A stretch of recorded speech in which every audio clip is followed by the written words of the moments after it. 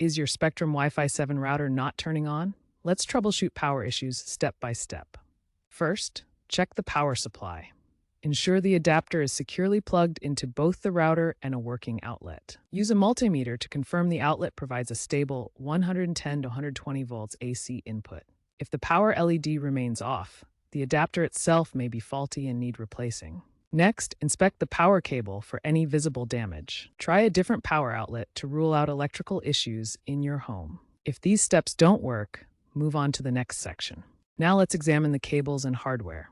Ensure your Ethernet cables, especially those connecting to multi-gig ports, are Category 6A or higher. Check for bends, cuts, or loose connections at the RJ45 ends. Reseat the cables firmly into both the router and modem.